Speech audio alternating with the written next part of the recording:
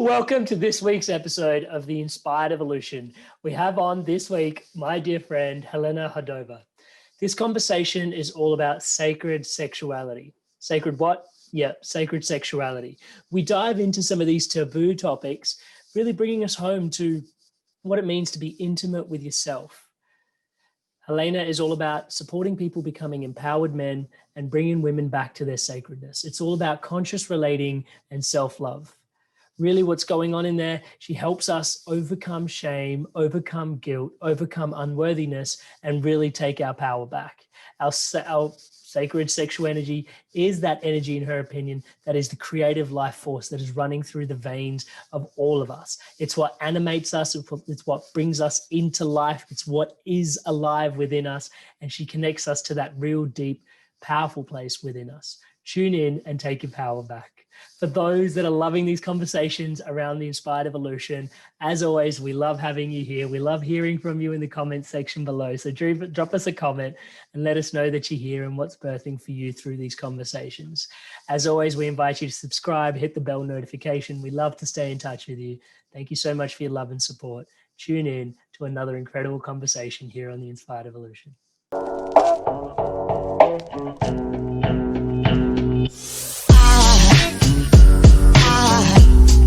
Aside from my soul.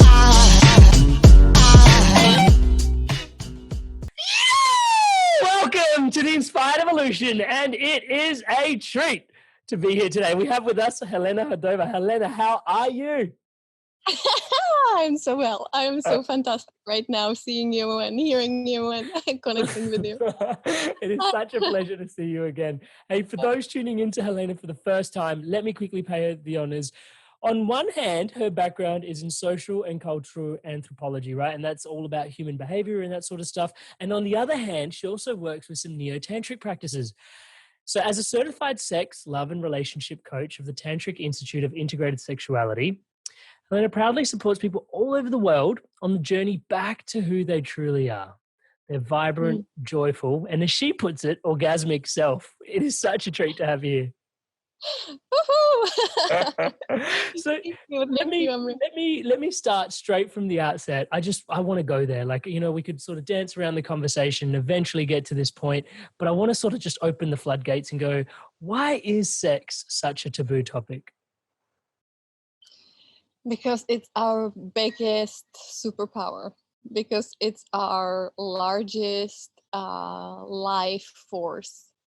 It's the primal energy, right? The sexual energy, it's the first energy which creates absolutely everything. There would not be trees, there would not be plants, there would not be animals or humans, or in that matter, buildings or anything else, because that's the first energy which creates everything. It's the creative energy. And because it's so powerful, we literally can create with this energy anything. We can heal with it, we can nurture with it, we can create new life with it, we can create new projects with it.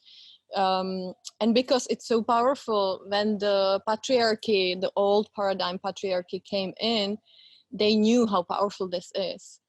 And because when you are powerful, you cannot be manipulated that easily, right? When you know that you have power and you can heal and you can create, and you can create the best possible life for yourself and for people you love, your community, then you are unbreakable. And so what they did, they introduced shame, they introduced guilt, they introduced fear around sexuality. And that was kind of a tool, like a try to take that power from us. It never can be taken from us, but that's why we still generationally carry the guilt and shame around sexuality and the secret, right? It's very, very much secret to talk about the most amazing things, the pleasure which is our birthright. And that's why also so many women and men were burned during the witch hunts. That's also why so many men and women were killed, hunted. So we are back, and we are taking this power back. Thank you so much for sharing that. And I resonate with what you're saying in regards to just the the creativity, like it is your creative energy, right? Like it's the energy, like when you stop to think about it, which surprises me that we don't often stop to think about this, but this is like our sexual energy is what gives us creation. Like when man can make another life with a woman through this energy, and learning to tap into this, to interact with this. Obviously it is our creation energy. It's like, it is a divine energy. The fact that there is this metaphysical experience, like where did we come from? Like, what a trip, like no one can answer this question. And it's just like, it's this magic, like I look at it as a magical thing. And so from there, it's like, okay, we've got this creative energy. And like you said, you can harness it into healing, you can harness it into projects, you can harness it into art. I think one of the things that is true for me that, I haven't really shared this, but I think it's great that you're here so we can have this chat, is the year that we launched the Inspired Evolution. Like, I was acutely aware of this, was actually a year that my now wife, then girlfriend, was traveling the world for 12 months. And I went on this journey of, just because I was at home by myself, of just no stimulus, like literally just no, like I wasn't releasing any of my energy. Mm-hmm. And when I look back at that time of my life, and I just look back of like, okay, I was by myself and I made the choice of not to release any of the energy. I find it difficult to neglect that, whilst honoring that also that was the year the Inspired Evolution was born. So when we think about creativity and projects, this is obviously a project that's really intimate and really special for me. But I'm also aware that it of some of the energetics of it, like it's a creative thing, right? To go out and start a podcast, start a coaching business, start a speaking business. Yeah. And I really, like, I believe in what you're sharing. And I just sort of kind of wanted to sort of bring that home into context here. How does it show up in your life? Well, I'm just going to, before I answer the question, I'm just going to say, for men especially, it's so important, because when we look at it from quantum physics point of view, the life force in the physical form, the sperm form, it contains a lot of light. It contains a lot of enzyme. It contains, when we look at it from chemical point of view, it contains a lot of vitamin, nutrients, the life creating. And this, when you use this turn on and not just unconsciously release it, but you use it and put that turn on into creating business, calling in abundance. It doesn't have to be creating new life, right? Even though that's epic, but it can be following your purpose, creating the, and I see it in my clients. I work one-on-one, and I also have a group program for men. When they all of a sudden connect with their sexual center, with that energy, with the life force, they are unstoppable. It's like what you are saying. All of a sudden I created podcast, which, they get connected with their purpose, with their base, with their essence, with actually the why they came here on planet. It's not just anymore, I have to make money, so I have to be in 9-to-5 work, and I have to, no, it's like, what turns me on most? Oh my God. And I cannot, once you are connected with it, you cannot ignore it. So loud and so powerful. I love that. And even just the languaging you're using there, because it's like, what turns me on the most in collective vernacular, that means like, oh, what actually, turns me on, like in sexual attraction words. But actually what I'm hearing you say is, what turns me on is like, what actually brings you alive. Yes. Exactly. What brings you alive? What do you wake up for, like every day? What it is that you can't stop thinking about, and you are in flow when you do, like that's the turn on. That's the excitement which we are bringing into life through that sexual power. I love that. So thank you so much for sharing that. And one of the questions I've got then is, you mentioned shame, fear, guilt, and these programs being so present for us. And I guess there's no easy way to put this, but I want to ask the question, like, knowing on the Inspired Evolution, having interviewed so many people, often our biggest challenges, our biggest pain forms our biggest gift. And I see the work that you're doing. And for those tuning in that know Helena, she's like an incredible Czech model from Europe. And I just wonder, like, some part of me is curious to sort of unpack, like, what, like, has there been some challenges in your life around this sort of stuff, which has inspired you to go down this path to explore this work? Thank you for asking that. Definitely. I mean, I went through hell and back and hell and back and hell and back. I was raped as a baby, and then I didn't know. I completely suppressed it, and that memory came back when I was in my 30s. And it was triggered by another trauma when I actually married the father of my children, who is a sex addict. So it was very, very deep, very dark, very, very intense place. I kind of felt this calling long time to step into supporting others, and I also did. I had my own charity, which we supported disadvantaged children around the world.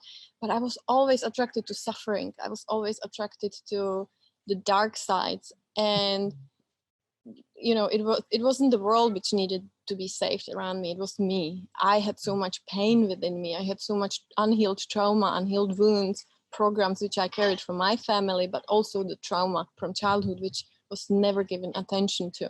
And I lived with that. I thought I was broken because I didn't feel much pleasure. I thought I was broken because my emotional states where I was depressed very often. At times I was suicidal. It was really, really dark place for me.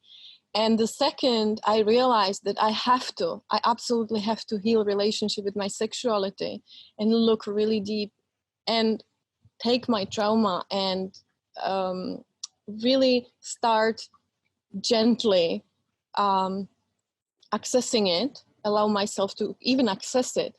That was the turning point when my life started to really blossom, and I literally started to have flashbacks of my purpose, why I am here on planet Earth, how my mission is to bring sacredness back, because sex is sacred. Our bodies are powerful. They are so sacred. We carry this amazing potential, and it's time. And I chose this to be here and bring the sacredness back, and the wisdom of our bodies, the wisdom of this energy when we allow it and when we heal it, and when we really accept ourselves fully. Thank you so much for sharing that.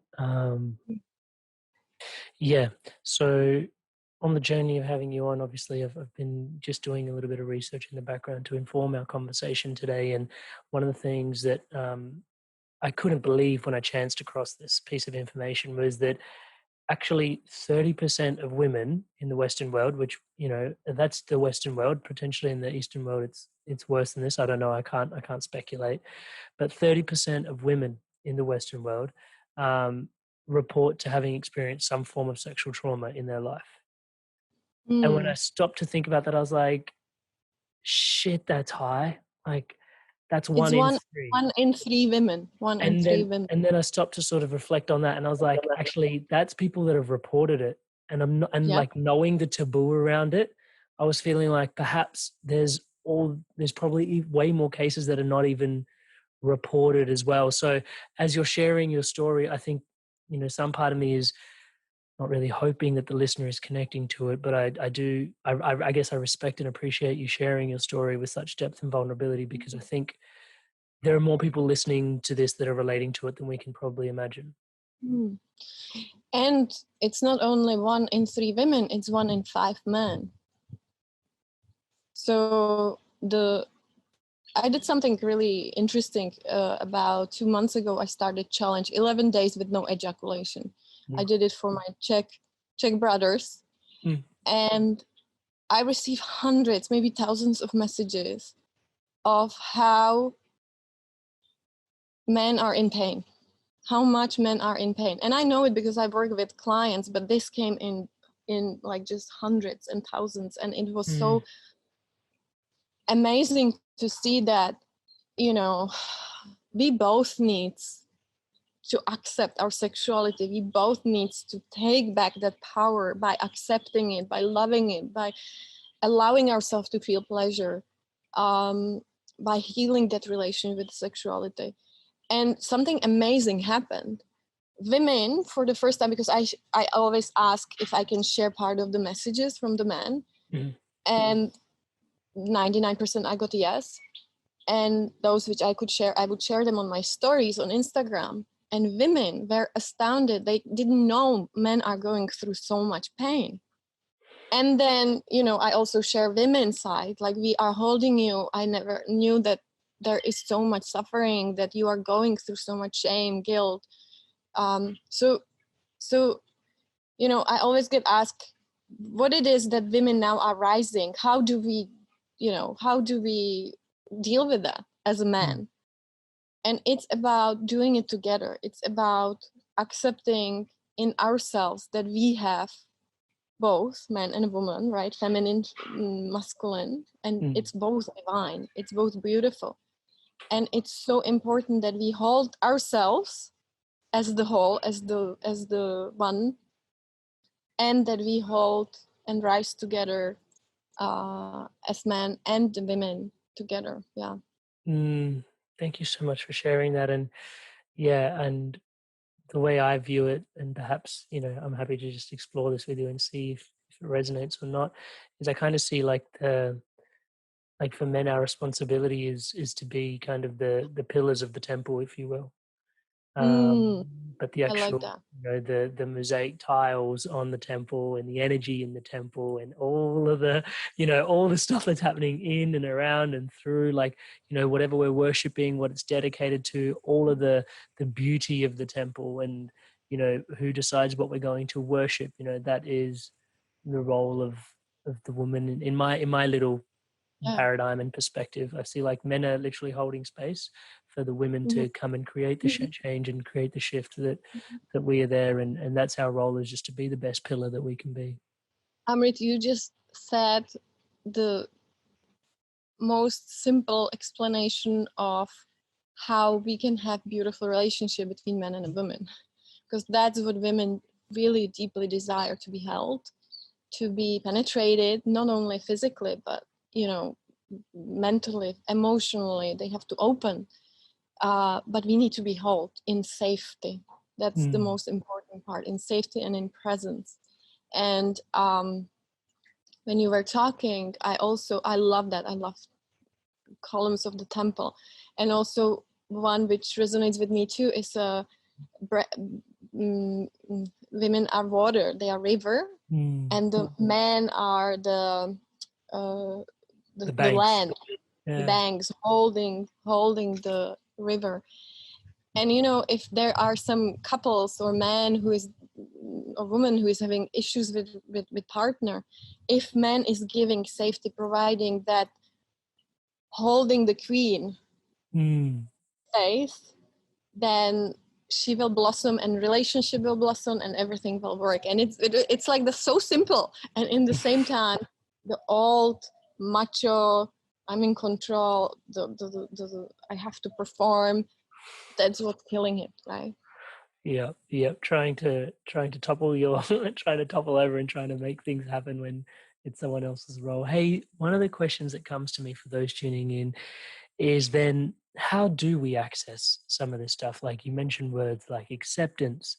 You mentioned like just passingly self-love. Like these are big topics, and not surprisingly, because like you said at the beginning, like sexual energy is like it's one of your biggest insights. Is it your biggest energy? Like it's your creative life force, right? So I get why the topics are so big. How are, I guess, some of the, like for those listening in, can you provide some access points for us to sort of, and is it starting on experiments like 11 days of, not ejaculating, or is there something like that, or are there some access points that you would invite us into? It's really about welcoming your emotions. It's really about, during my programs, I have a program for men which is called Empowered Man, and for women, Sacred Woman. And first lesson is always about emotions and accepting it. We were taught that, the crying, anger, sadness, disgust, it's not welcomed, right? A lot of us grew up in families who don't show off and don't cry, and big boys don't cry, and all those old programs. And it's the opposite. It's giving the space to the emotions, even if it's disgust, for example, and welcoming them. Because when you welcome them, you can stop fighting against them. You can stop fighting against yourself. Right? Not enough self-love is because you are not accepting all the parts of you. You are not accepting that shadows. Somebody calls it shadows, right? You are not accepting the guilt, the fear, and when you connect with them, and I teach this to women, really connect with them inside the body, because all the feelings and emotions are showing in our body. And when we see them, first we see them, and then we welcome them. And that's a game changer, because all of a sudden they stop being these monsters who are not welcomed, not accepted, not that they are just threat for our system. All of a sudden they just become something that has a message for us. What is the message? What is the message in the fear that I won't be orgasmic? What is in there? That I'm not good enough? And then we can start talking with them. Then we can start asking what they need. Oh, they need hug. They need just acceptance. They just need to be seen. Most often, they just want to be seen. They just want to be felt. So my biggest advice is just welcome your emotions, no matter if it's anger, fear, sadness, disgust, rage. Welcome them and allow them to be felt. And sometimes it's also numbness. In a lot of cases, people who went through the trauma or who went through sexual abuse, violence, we numbed ourselves to survive. So it's a protection. And when you welcome it, because it protected you for so long, it protected you so you could live. We would die if we felt so much back then, so much pain. So it's a gift. And all of a sudden, that numbness, when we give her safety, that we see her, that we accept it, that it's there, it can start dissolving. So what that means is that we can feel as much pleasure as we can feel as much those opposite emotions. They're not bad. They are just or negative. They are just on the other spectrum. So if we allow ourselves to feel them, we also allow ourselves to feel more pleasure. And I see it in women, in men. Men usually experience this much pleasure, and they can experience unlimited amount of pleasure, just because how we were taught through porn, through media, how our pleasure should look like. So that's another part, big part, right? The sexual education. We could talk about it for hours. You can tell my passion. I'd like to deep dive into one of those areas, which is, again, us approaching some of the tougher to have conversations, which I'm really grateful for the space you hold, which is, like us having a conversation around pornography. Like it is, you talked about guilt, shame, and just looking at just how rampantly pornography is, utilized within our society as a tool. And when I stop to reflect on what sort of tool it is, I believe it may be a tool of retreat, where people somewhat retreat back to themselves without even knowing that they're doing that. What is your perspective on what's going on with pornography, and why is it so rampant? What service is it providing that probably underneath the surface of what, just other than just graphic stimulus? And well, for hundreds of thousands of years during the human existence on planet Earth, our learning sexuality was always through senses, right? Through touch, through smell, through audio, visual. And just in the last 50, 70 years, it's porn or magazines, right? So it's very limited to one or two senses. There's no touch, no smell, no taste. And it's very hard then when when men are really learning to be aroused by, because that's a wiring between the primal brain and our sexual genitals, both men and women, and that's how you learn. And if you think about it, it's usually for men, how, you know, when little boys or adult, teenage boys are discovering their sexuality is not welcomed in our society. Their sexuality is something which is feared, right, or shamed. When boys get erection in classroom, it's laughed upon, right, instead of celebrated. It doesn't necessarily mean he's sexually aroused, but it means his body is working beautifully. And in families, usually, you know, when little boys are discovering their sexuality and self-pleasuring, they need to do it in secretness, and they need to do it really quick, sometimes in shower, and just make sure that nobody walks on them, right? And that's how they are wiring themselves. That's why so many men don't last very long, because this is the wire. This is the, oh, okay, so this is, we have to get this going. We have to quickly, right? And that's it. And that's what a lot of men are suffering, because they want to give more pleasure. They want to feel more pleasure. They want to last long. So, and the porn doesn't help at all, because again, the porn, if the boys learn that there's just visual and audio, that's about it. And it looks one way, right? It's always performance. It's always the pleasure looks one way. The orgasms look one way. There is no conscious or very limited conscious portrait of sexuality, or what to do to give more pleasure. It basically doesn't exist. So that limits them in experiencing the lovemaking with partner, the conscious pleasure, woman or a man. It just limits them, because they are not connected with their body. You are always in your head. When people watch porn, it's always about eyes, sound, and that's it.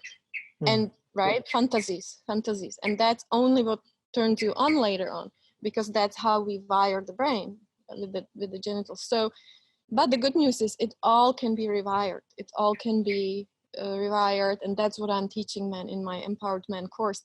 And the key is to stay in the body with the pleasure. Stay in the body. You know, not going into fantasies, not going into another porn star, another woman, another man, you know, but staying with the pleasure, follow the pleasure. And I'm teaching different kind of techniques. There's also one more thing with porn when you're asking, and that's a porn addiction, which is crazy amount of numbers. I mean, from the, it was like when I did the challenge, 11 days with no ejaculation, I was supporting men in self-pleasuring. It wasn't about not touch yourself, don't activate the power. It was about activate the power, but learn how to stay with it, with the activation. Learn, just watch if it's controlling you or if you are working with it. If it's overpowering you, or if you can create with it other things. And the biggest number one was porn addiction, and really sex addiction as well. And of course, the porn addiction, it's a big thing. As any addiction, what I believe, it's just escape from yourself. It just escape from those heavy feelings, because there's something what needs attention, but we are not being taught how to give it attention, or until now. We feel bad, we feel broken, we feel not good enough, or we feel too much, because we have sadness, because we feel anger, because we feel disgust, all those rage, right? All those intense feelings. We feel that we are not adequate enough because we have them. So one of the tools to escape them is porn, right? as well Mm. as alcohol, drugs, da da da da.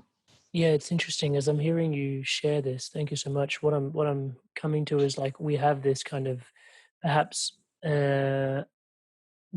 perhaps not being less accepting of our emotions than they would call us to be, Mm. and then from that place we retreat perhaps to using tools such as pornography. And in some way, we're connecting back to an intimate part of ourselves, but at the same time, we're disempowering ourselves through the use of such a tool because of just how it's making us more fractioned, if you will, because it's just so sight and sound oriented and it's not tangible. It's not actually connected to the body. We're often out there and we're not actually in our body. So it's a bit insidious is what I'm hearing actually, is that it's using it like one of the most empowering tools, but Hmm. it's being Hmm. hijacked, right? Like, and so, yeah. It's a numbing tool. Porn is a numbing tool Mm, because it's too much to open yourself to feel. And I get it. I absolutely get it.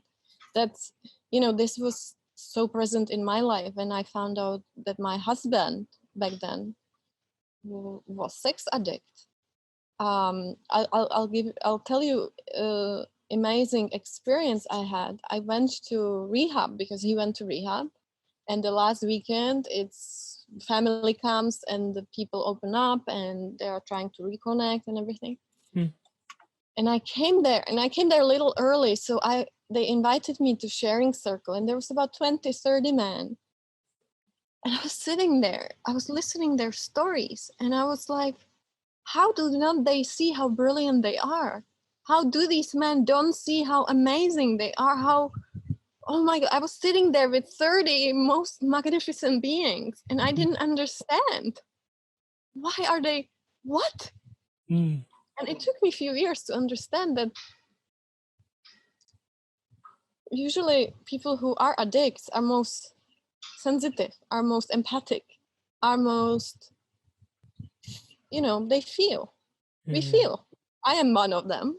mm, I didn't escape into substance addiction, but I was addicted to my husband, to mm, love, you know. And and usually those are artists, those are visionaries, those are people who are supposed to create the new world, the new things, bring inventions, the speakers, the motivational gurus, but because we were told that we are, it's a shame.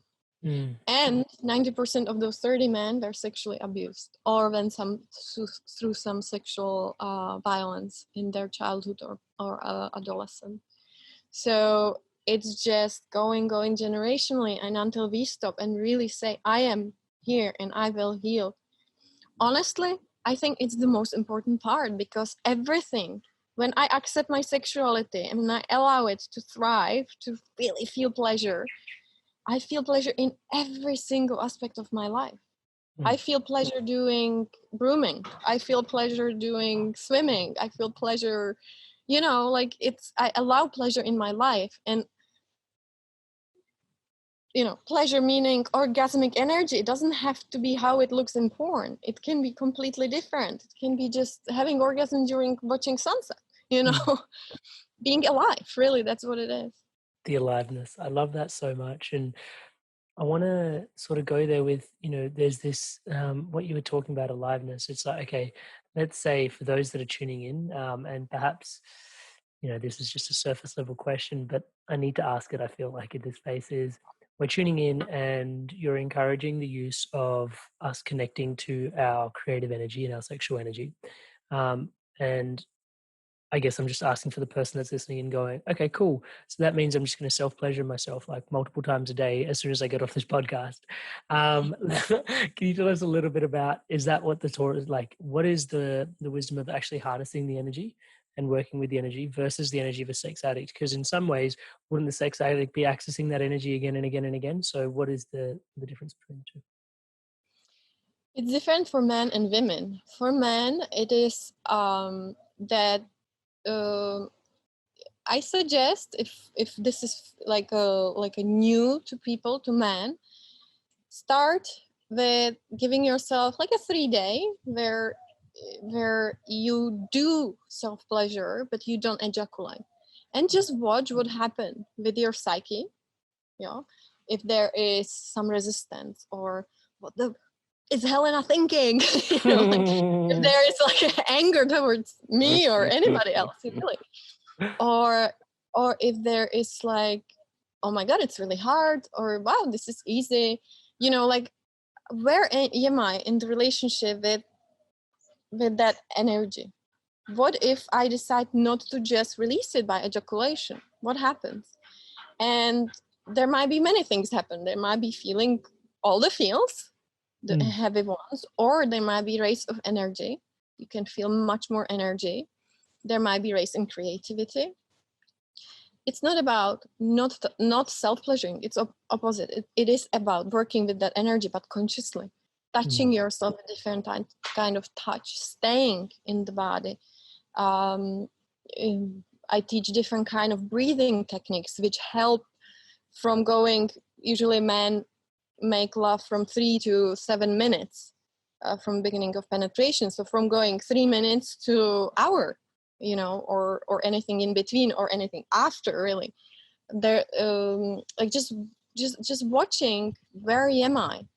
And if there is a porn addiction or a sex addiction, just really not beat ourselves for it, not like throw hate on myself and judgments, but just be with it. Okay, so this is where I am, and yes, I want to do something with it. And there is so much help right now. There are so many sisters who are sex, love, and relationship coaches. There are courses. You know, if it's one-on-one is too intense, you can choose online program.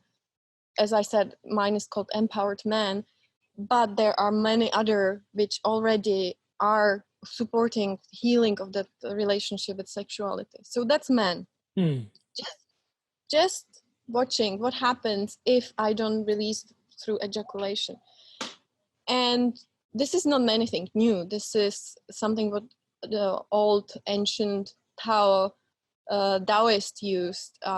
They said that if you retain your seed for 3 days, you start shining. If you retain for 5 days, you start creating. If you retain for a week, your energy start to rise. So watch it. Just where am I at? And for women, it's quite opposite. Women get charged by having orgasmic energy, experiencing more pleasure, opening up their heart, opening up their yoni, opening up their basically the channel, which the women are the channel between the divine source and divine mother. So yeah, for women, it's more about working with the blocks which don't allow us to open to that pleasure and receive the pleasure. And that's usually shame. That's usually a lot of women don't like how they look like, how their yonis look like. A lot of women, you know, have self-hate towards their body because of the culture we grow up. And I was part of it. I was a model for a long time. And I understand. I woke up every day and I was top model. I worked in New York and, you know, crazy stuff. And I didn't feel beautiful because it was not good enough. And taking back that good enoughness through healing relationship with sexuality turned out for me and pretty much all of my clients as the key.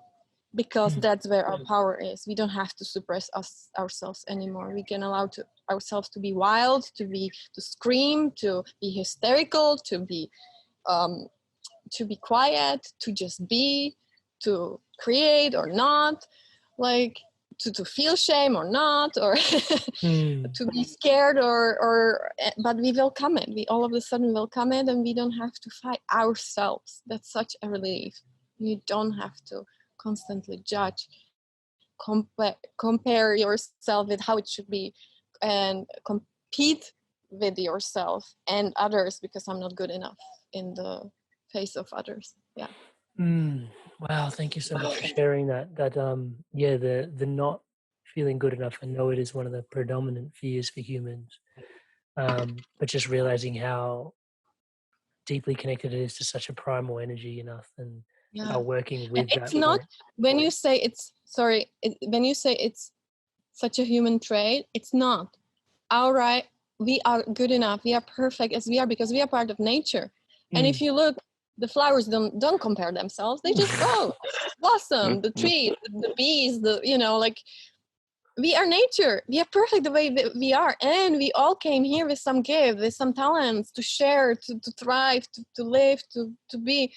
But it's the old intentional, it was done on intent. The We have to programming. realize that intentional programming which we carry generationally, and it can stop with us, it can stop right here with you, so your children don't have to carry it. Not you, Amrit, but everybody. Like, And me. let's take it back, let's take our sacredness back, let's take that power back. It's time, it's really time.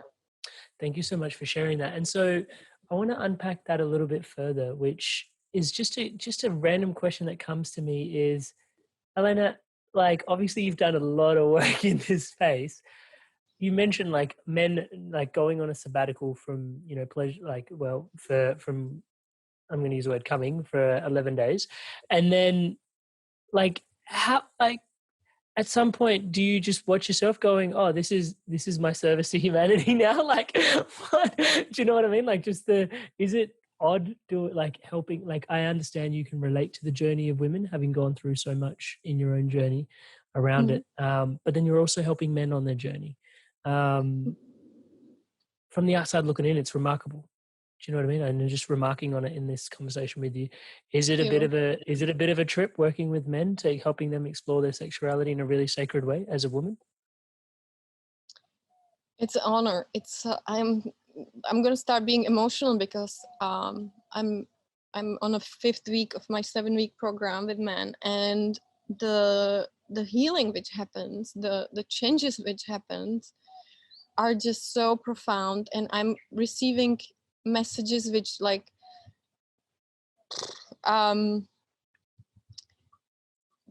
there is no other way. Men do have to rise. It will happen either through trauma or conscious work. It will happen through sickness or through, oh, I think that I need to change something, the openness to change. And for me to work with men, it's so beautiful because also a lot of healing happening for me. Like, a lot of, I lived most of my life, I didn't trust men. I thought they were dangerous because of my previous experiences. Also during modeling, I was subject of desires and pleasures. But all of a sudden that changes with, I can hold them in such a safe container full of compassion because I see how much pain there is and how much, men who are sensitive, which quite everybody is, but the clients I work with, they really have a deep desire, first of all, to be the best possible lover, give as much pleasure to their partners, be it men or women. Then second, they really want to be attractive, they want to feel good, they want to feel alive, they want to be connected with that sexual energy. And third, they really want to create life which is good for them, not which was told by somebody else, some other authority outside of them to create.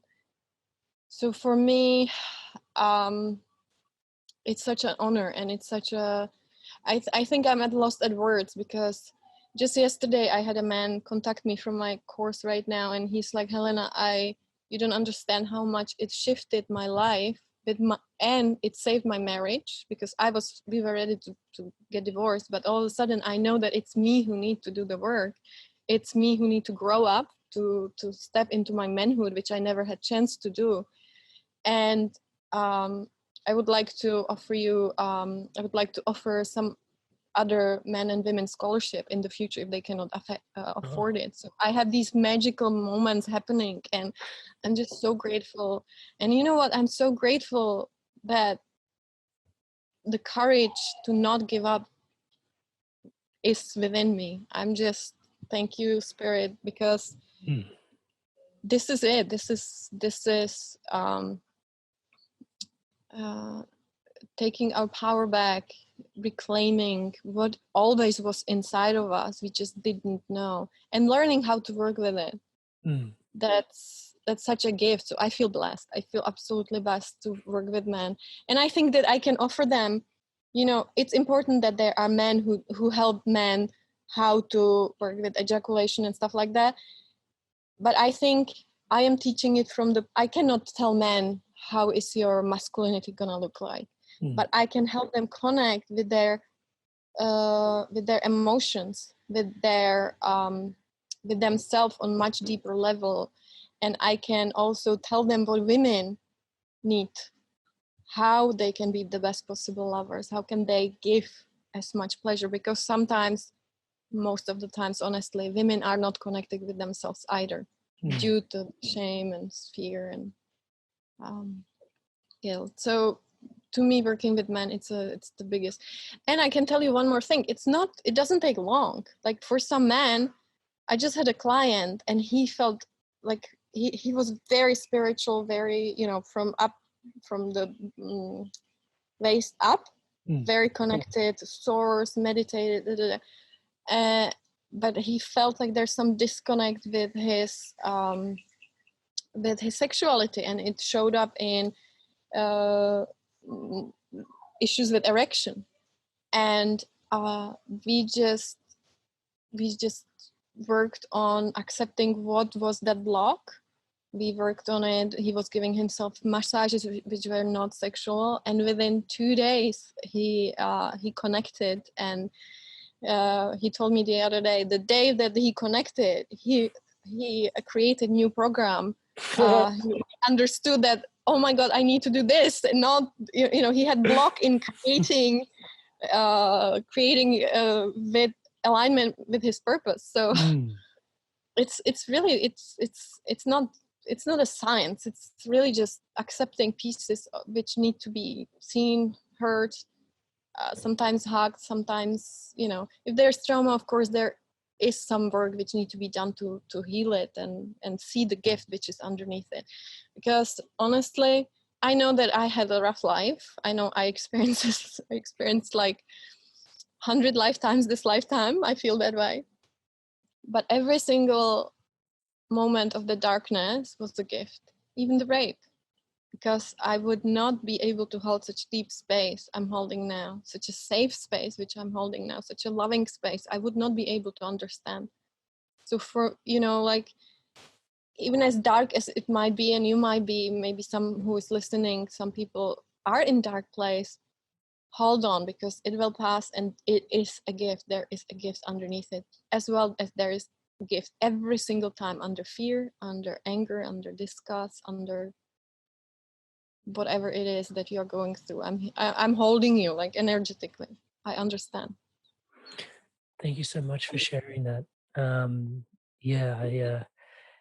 think the current that's kind of running through all of that for me is the emotions and the acceptance piece. And we had a recent chat with our mutual friend Christina Lakiani, and we were talking about acceptance in a really big way. And it's just reaffirming that, our inner nature is perfect and alive, and that's sacredness. And I do want to have a chat about sacredness in just a moment. But one of the things that was just a perfect little segue in there for me to dive into was you were talking about men, and like generally what happens is when we get connected, and maybe this is just me from my bias lens, but when I got connected, or when we do get connected, it does have a lot of parallels to purpose. Yeah, it's like, oh, okay, cool. Like for me, touch wood, the inspired evolution. And so like these things sort of drop in, which are deeply woven in on our purpose. And that creative energy really calls the masculine into purpose. And maybe it's not fair for me to make that as a blanket statement. It's probably not. But maybe that is a general statement I can make. I don't know. Maybe you can reflect on that. And then the other question, so that's part one of the question. Part two is there like is it the same thing for women, or is it similar, or is it something like, is women's creative energy not associated with purpose, but something else? Like, is it healing? I don't know. I'm exploring this with you, Ju. It's a creative energy, so you can create anything with it, really. And purpose, it's a funny thing, right? When we say purpose, it feels like very forever and dogmatic and heavy. You can change a lot. Exactly. My purpose in life changed a lot. And but it's the best what I can offer in the moment. It's the best that I'm standing in service and offering at the moment. Tomorrow I might wake up and I might realize, hey, it's not my purpose anymore. It's change again, because I'm evolving. I'm allowing the change to happen. So the creative energy, you can really, how I describe it is, you can create the best possible life for yourself with that. You can manifest. You can. First, of course, you gotta clear. If you imagine yourself like a closet, let's say, you know, if it's full of stuff and there's no more space to fit in, you cannot receive. You cannot get in more. You cannot. It's just gonna be cluttered. So, and that, what is it cluttered with, right? Well, the traumas, the programs, the programming from family, society, friends, media, porn, right? That's all there. So when we start to look at the closet ourselves and see, oh, what doesn't serve me anymore? I'm not wearing this for like 3 years. I don't need that. And we let it go. We let it go. We let the old paradigm which keeps us in that pain and suffering, we just let them go. Sometimes, I'm not saying it's always easy, but it needs to go. Yeah, but it needs to go. What doesn't serve me needs to go. Sorry. And then when I create the space, then I can look around and see, oh my God, I didn't know this was here. I didn't know that they are sending me some messages from above. I didn't know that I can hear this. I didn't know that I'm supposed to create Inspired Evolution podcast. I didn't know. Oh, that feels really good. Oh, and this feels really good. And then, so that's manifesting, right? Manifesting. I can manifest anything I want. I can manifest money. I can manifest, it's sex magic, you know. I can manifest whatever I want with my sexual energy, because that I create my life. I am the creator, not the system, not my school, not my employer. I am the creator of my life. I can change whatever I want. I can change work. I can change, you know, if something doesn't serve me, hey, it's not in my closet anymore. I like that. So letting go is the first part. Second part is manifesting. So what is it that I want to fill this closet with? I want to feel love. I want to feel compassion. I want to create community. I want to have a lot of money. I want to have abundance of friends. I want to have, you know, health. Like, and then I start to create it. Then I start manifesting it and calling it. And then a third part, which is very new to me, and I received this about a month ago, it's accepting it. Because I became really good at manifesting what I want. Oh my God, I can manifest like this now. But I wasn't able to accept it. I had it, and I wasn't able to feel it, accept it. So that's another little deeper piece. How to really learn how to accept, how to receive it fully. So that's 3 ways how I see it. Yeah. Thank you so much for sharing that. It seems like we're on a similar journey with the acceptance piece that dropped in for me about a month and a bit ago as well. And it's been an absolute game changer, just learning to accept. And just, like there was always, you are enough, like understanding that. And then actually one of my, I'll just share this with you. One of the big drop-ins for me, like one of my big life pieces of work is like humility. Like I'm always I feel like we're here to learn. And as long as we're humble, like everything will open, right? Everything can teach you as long as you're willing to humble yourself enough to learn from that thing, whether it's a blade of grass, whether it's my dog, whether it's a guru. And so like humility is just real key for me, touch wood, I feel. And I noticed that there was a part of me that was pushing for humility in every situation, was just like pushing. It's like, be humble. Come on. Hey, don't forget, be humble. Don't forget, be humble. Stay humble, stay humble. And as I'm saying that with you, stay humble, stay humble, stay humble, I took a moment to look at like, what's telling me to stay humble? And it's like, oh yeah, that's another ego. I was like, oh, this is my ego that's consistently telling me to stay humble. right? And so there's like this consistent tension. We talk about letting go, and I'm on a bit of a rant here, but between the two, like, was this conversation around letting go was like, oh, if I just let go of that and accept, wow, that for me was like a whole new paradigm of humility. It's like actually just accepting that this is what it is, this is what it is. And actually true humility just comes with just accepting. You don't have to force humility in. It's like, Wow, that's beautiful. it was really profound for me. That was kind of a shift that started. And then from there, like realizing that our inner nature, as you've been reflecting to it, as in it's perfect, it's alive. For me, what was dropping in was like my inner nature actually is peace. Touch wood. But I don't feel peaceful a lot of the time. And so I'm like running around going, wait, what am I doing? Like, why am I not? And I can notice like I'm holding on to things like what I should be doing or what I could be doing, or potentially got to honor this and I potentially got to honor that. When I come into like, wow, there's so many things programmed in my life. And it's like, oh, just allowing myself to come back to peace, and just going, actually, that's your inner nature. And all these other things, they're just part of the story that you're just playing out as an avatar almost, sort of thing.